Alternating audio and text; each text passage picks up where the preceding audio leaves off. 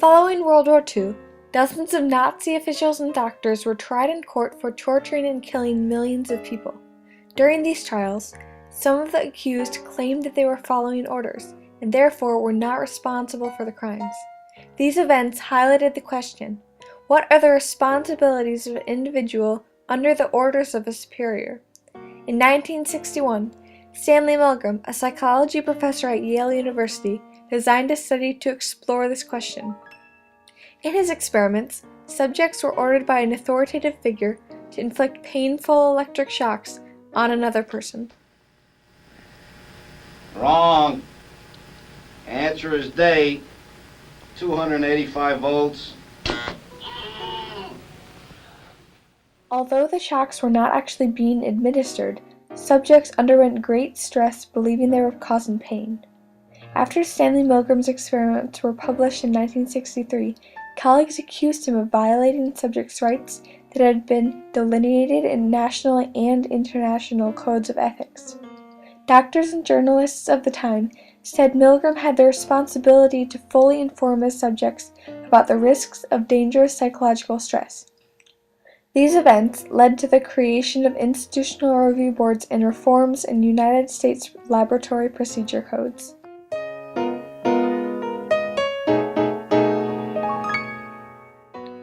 Following the international outrage about Nazi experimentation on concentration camp prisoners, a group of American doctors proposed an ethical code to govern human research. In 1948, these 10 worldwide standards were adopted and called the Nuremberg Code. 5 years after the Nuremberg Code was established, the American Psychological Association, or APA, published a detailed code of ethics regarding human research. 10 years later, Stanley Milgram conducted experiments that violated principles of both of these documents.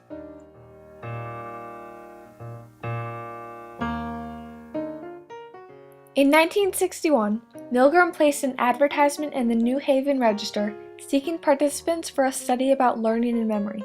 Respondents participated as the teacher in a research study eventually called the obedience experiments. The teacher watched another person, the learner, being strapped to a chair with wires connecting him to a machine. An experiment would explain that this was a machine designed to give electrical shocks, delivered by the teacher, to discourage wrong answers and to test memory. While the shocks might be painful, they would not cause lasting damage. The switches on the machine were labeled mild shock, danger, severe shock, and finally, XXX. Without the participants' knowledge, the shock machine was fake. This experiment was not actually studying learning and memory, but rather how long a subject would continue following orders to hurt another human being. It requires that you continue. 330 volts. Milgram found that about 60% of the test subjects would deliver shocks all the way to the switches marked XXX, even while hearing objections and screams from the learner. These findings stunned Milgram and the rest of the academic world.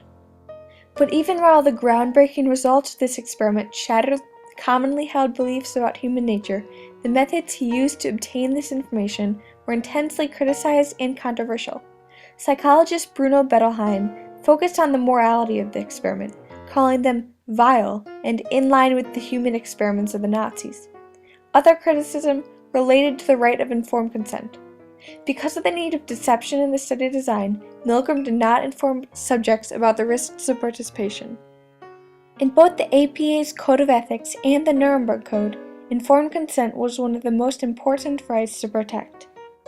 Before the acceptance of an affirmative decision by the experimental subject, there should be made known to him the nature, duration, and purpose of the experiment, the methods and means by which it is to be conducted, all inconveniences and hazards reasonable to be expected, and the effects upon his health or person which may possibly come from his participation. By withholding information about the risks of participation, Milgram failed to comply with this important right. Milgram's research and publications led to immediate and long-term consequences. The most immediate impact was upon his test subjects. Milgram's original article described the stress to which participants had been subjected. The procedure created extreme levels of nervous tension in subjects. Profuse sweating, trembling, and stuttering were typical expressions of this emotional disturbance. One sign of tension was the occurrence of nervous laughter, which in some subjects developed into uncontrollable seizures. In reaction to this publication, a PhD psychologist at UC Berkeley named Diana Baumrind expressed her concern about the subject's safety. I would not like to see experiments such as Milgram's proceed unless the subjects were fully informed of the dangers of serious after-effects, and his correctives were shown to be effective in restoring their state of well-being. Correctives that Baumrind referred to were intended to help subjects recover after the stress of the ordeal. Milgram stated, "After the interview, procedures were undertaken to assure that the subject would leave the laboratory in a state of well-being. A friendly reconciliation was arranged between the subject and the victim, and an effort was made to reduce any tensions that arose as the result of this experiment." Milgram referred to this process as dehoaxing. Many years later, however, it became clear that Milgram had not fully debriefed subjects during this dehoax.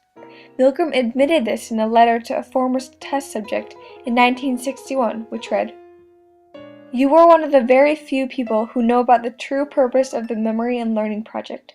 I would appreciate your maintaining secrecy until the experiments are over." Though publicly he justified and defended his methods, in his personal journal, even Milgram expressed concern that several of these experiments, it seems to me, are just about on the borderline of what ethically can and cannot be done with human subjects. Milgram's career was also impacted by his research. His experiment affected his reputation at Yale. He then moved to Harvard but was denied tenure after more publicity about these experiments. Additionally, the APA rejected his application for membership because of concerns about the ethics of his research.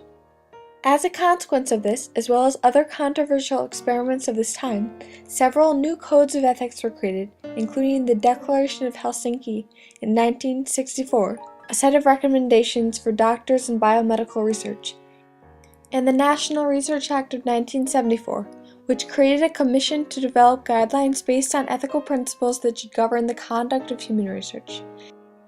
The public debate in reaction to Milgram's experiments also led to federal legislation governing the development and functioning of institutional review boards, or IRBs. IRBs are a group of respected individuals in an institution that review every proposed experiment on human subjects. So any human subjects research that is done at the hospital must be reviewed and approved by the IRB before it can start. If you don't have your research reviewed by the IRB before you do it, then generally the results cannot be used. So a researcher would not be able to publish those results. Milgram's results also impacted on society's beliefs about human nature. The trials of Nazi war criminals had gripped the nation for decades when in 1974, Milgram published his book Obedience to Authority. In this book, Milgram claimed his research showed that anyone was capable of evil behavior similar to that of Nazis.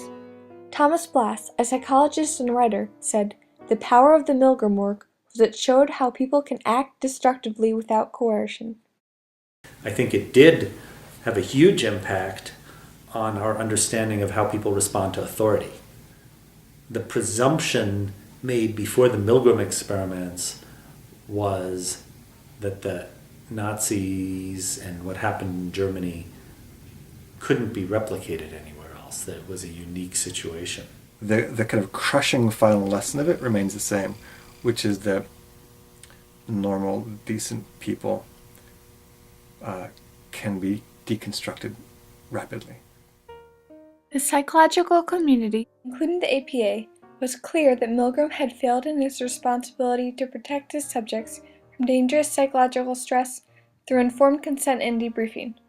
The uproar in response to his controversial experiments led to reforms in the written rules of experiment ethics and led to the creation of institutional review boards.